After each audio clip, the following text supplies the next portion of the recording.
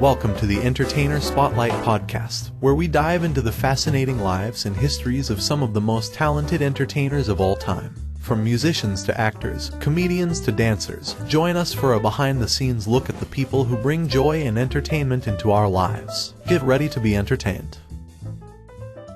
While there are many concert venues and shows throughout North America that are instantly recognized, the Louisiana Hayride, the Shreveport Municipal Auditorium, and Shreveport's local country and western radio station KWKH are at the top of the lists. The Shreveport Municipal Auditorium is situated immediately west of downtown and is one of the most beloved structures in Shreveport. Constructed during the 1920s, this lavish building is renowned for its elaborate brickwork and interior design and earned it the title of Louisiana's best example of Art Deco architecture.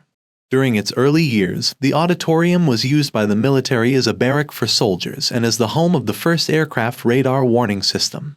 On November 11, 1929, Veterans Day, also known as Armistice Day, the building was dedicated in honor of the soldiers of the Great War, World War I.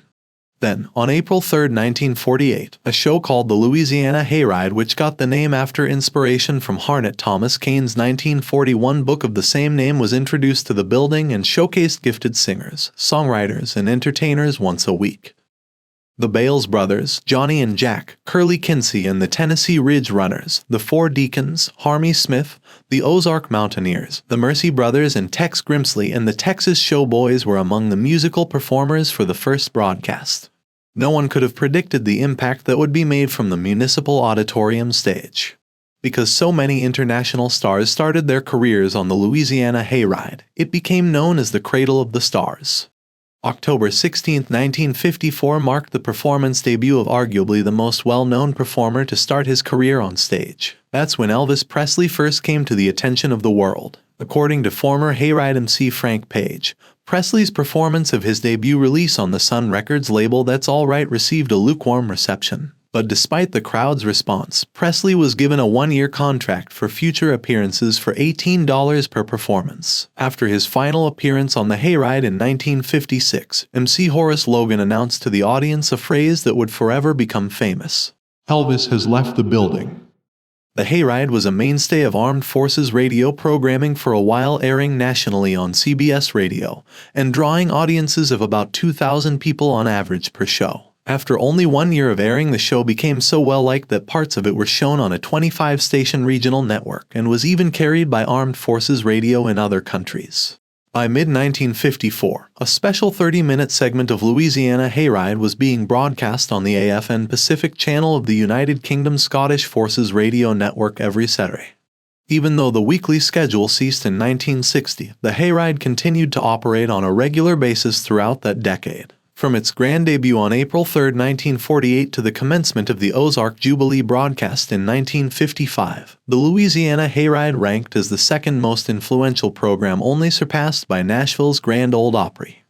The Louisiana Hayride, the Grand Ole Opry, and the Ozark Jubilee all included well-known stars, but the Hayride also provided a platform for gifted but relatively unknown performers to perform in front of a sizable crowd.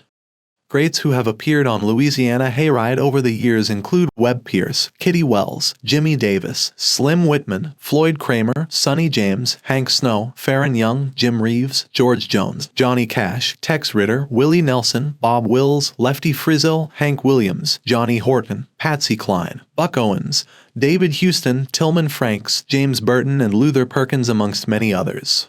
Within a few years, rock and roll had taken over the music scene, and the Louisiana Hayride's primary run ended on August 27, 1960. KWKH, on the other hand, continued to use the Louisiana Hayride name for packaged music tours on a bi-weekly, monthly, or quarterly basis throughout the 1960s. These two eventually ceased operations entirely in 1969. In August 1974, Shreveport businessman David Kent launched the Hayride USA country music show, which was renamed Louisiana Hayride in 1975 after KWKH agreed to let Kent use the name. This new Louisiana Hayride was located at a new dinner theater facility just north of Shreveport and was syndicated on radio running until 1987. Many well-known singers and musicians, including Shoji Tabuchi and Linda Davis, became popular after their appearances during this time period.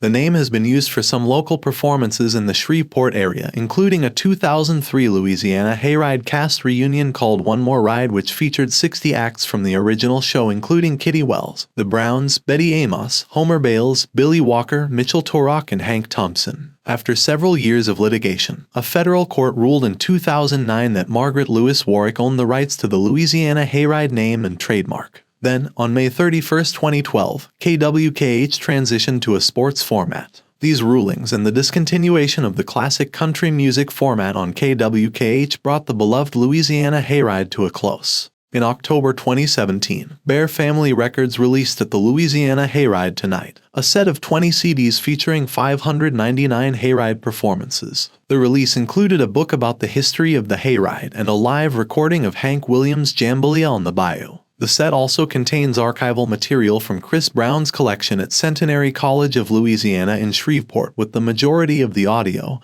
and images sourced from an archive originally assembled by Joey Kent between 1992 and 2009. This package was then donated to the Library of Congress later that year. Music continues to resonate from the stage of the historic Municipal Auditorium, allowing the community to enjoy a range of events held in the former home of the Louisiana Hayride. These events include family shows, live local concerts, touring acts, and sporting events. The Louisiana Hayride 1948-1960 was inducted into the Louisiana Music Hall of Fame in August 2009, and it was recently announced that the Shreveport Municipal Auditorium is now listed as a National Historic Landmark. It's been said, you can take a man's money, but in the end, you've only taken his money. But if he spends some time with you, then he has given you a part of his life. Thank you so much for sharing a part of your life with us today. We hope you will subscribe to our channel so you will be notified when our next episode is available. Until next time, keep learning, growing, and living your best life.